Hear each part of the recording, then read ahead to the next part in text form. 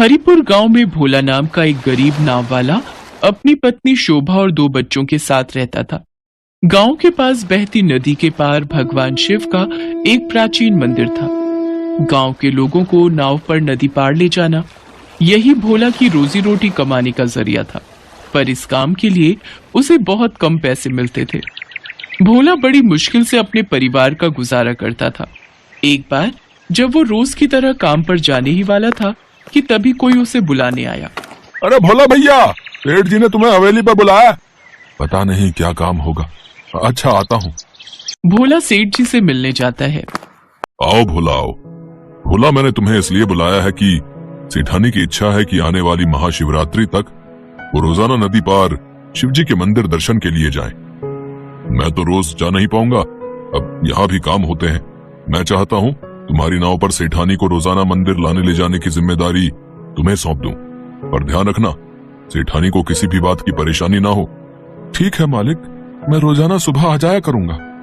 भोला सेठ जी से मिलकर घर पहुंचता है। सुनो जी, तुमने पैसों की बात की। 1 हफ्ते तक तुम सेठानी जी को रोजाना मंदिर लाने ले जाने का काम करोगे, उस हिसाब से पैसे मांग लेते, वरना बाद में कभी सेठ जी मुकर गए तो। अभी तो मैंने इस बारे में कोई बात नहीं की, देखता हूँ। वैसे सेठ जी का स्वभाव अच्छा ही है, अपने आप ही मुझे पता है वो मुझे पैसे दे देंगे। पर फिर भी तुम ध्यान रखना जी। अगले दिन से भोला रोजाना सेठानी जी को नदी पार मंदिर ले जाने लगा। वो समय पर सेठानी को मंदिर दर्शन करवा कर ले आता था। 1 हफ्ता बीत चुका था। शिवरात्रि से 1 दिन पहले मंदिर से आते हुए सेठानी अचानक से बोली, मेरा बटुआ कहाँ गया?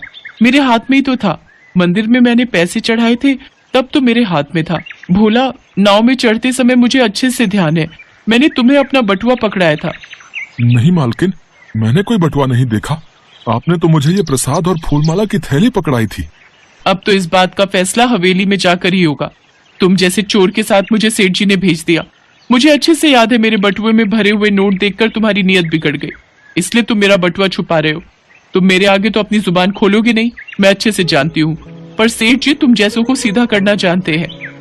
भोला की आंखों में आंसू आ जाते हैं, वो कुछ भी नहीं बोल पाता। सेठानी हवेली में घुसते ही शोर मचाने लगती है। अजी सुनते हो, तुमने किस चोर के साथ मुझे मंदिर भेज दिया? भगवान के नाम पर मुझे लाने ले जाने का काम कर रहा था, आज इसने मेरा बटुआ चुरा लिया है। मैंने नाव में चढ़ते समय इसे प्रसाद की थैली के साथ अपना बटुआ भी पकड़ाया था, पर मैं इससे लेना भूल गई तो इसकी नीयत में खोट आ गया। अच्छा, ये बात है। ओ भोला, बटुआ कहाँ है, जल्दी बता। मैंने कोई बटुआ नहीं लिया, भगवान शिव की सौगंध सेठ जी। भगवान शिव की सौगंध खाता है, वो भी झूठी, और ऊपर से मगरमच्छ के आंसू बहा रहा है। तू ऐसे नहीं मानेगा, तुझे तो पुलिस के हवाले कर देता हूँ। नहीं सेठ जी, मैंने कोई चोरी नहीं की, मैं सच बोल रहा हूँ। ऐसा मत कीजिए, कल महाशिवरात्रि है, मेरी पत्नी शोभा का उपवास है, मुझे पैसों की बहुत जरूरत है। अगर आपने मुझे जेल में बंद करवा दिया तो मेरी पत्नी और बच्चे भूखे मर जाएंगे। सेठ जी, मेरा विश्वास करो। सेठ भोला पर बिल्कुल तरस नहीं खाता, वो उसे पुलिस के हवाले कर देता है। भोला पूरी रात जेल में रोता रहता है। अगले दिन शिवरात्रि का व्रत था। शोभा भूखी प्यासी शिव मंदिर में रोती रही। हे भोलेनाथ, आप तो सब जानते हैं, मेरे पति चोर नहीं है, उन पर झूठा आरोप लगा है। आप तो सबके दुख दूर करते हो प्रभु। मेरे पति बेगुनाह है, इसके सबसे बड़े गवाह आप हो। मेरी मदद करो भोले भंडारी। आज शिवरात्रि के पावन अवसर पर मैं अपने सुहाग के लिए आपसे विनती करती हूँ, मेरा सुहाग लौटा दो प्रभु, मेरा सुहाग लौटा दो। शोभा शिवलिंग के आगे बैठी साधना कर रही थी, तभी सेठ सेठानी मंदिर में दर्शन के लिए आ जाते हैं। पंडित जी, चोर की पत्नी यहाँ क्या कर रही है?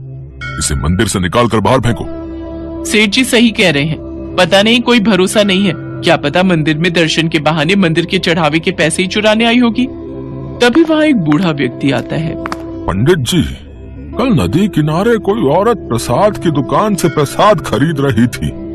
नाव में बैठते समय उस औरत का नदी किनारे ये बटुआ गिर गया था। मैंने उस औरत को बहुत आवाज लगाई, पर तब तक वो नाव दूर जा चुकी थी। उसके बाद भीड़ भाड़ में वो औरत मुझे कहीं नजर नहीं आई। ये बटुआ तो मेरा है। हाँ, ये तो मेरा बटुआ है। हाँ, शायद तुम ही थी। ये लो तुम्हारा बटुआ, तुम्हारी अमानत। हे भोलेनाथ, हमसे कितनी बड़ी भूल हो गई। हमने एक निर्दोष को चोर समझकर जेल में बंद कर दिया। हमें माफ कर दो भोले भंडारी। शोभा, हमें माफ कर दो। मैं अभी पुलिस स्टेशन जाकर भोला को छुड़वा लाऊंगा। आप सही कह रहे हो, दौलत के घमंड में हमसे बहुत बड़ा पाप हो गया। भला हो उस बूढ़े व्यक्ति का जिसने मुझे मेरा बटुआ लौटा दिया, पर वो बूढ़ा व्यक्ति गया कहाँ? वो बहुत ईमानदार व्यक्ति था। हमें उसे धन्यवाद स्वरूप कुछ भेंट देनी चाहिए। हाँ, वो तो अचानक गायब ही हो गया। सेठानी, शोभा के साथ जाकर भोला को पुलिस स्टेशन से छुड़वा लेता हूँ। तब तक तुम घर जाओ। सेठ शोभा के साथ पुलिस स्टेशन जाता है और अपनी रिपोर्ट वापस ले लेता है। पुलिस भोला को छोड़ देती है। भोला शोभा के साथ शिव मंदिर जाता है। ए भोले भंडारी, आज आपके कारण मेरे ऊपर से चोरी का इल्जाम हट गया। आप धन्य हो प्रभु।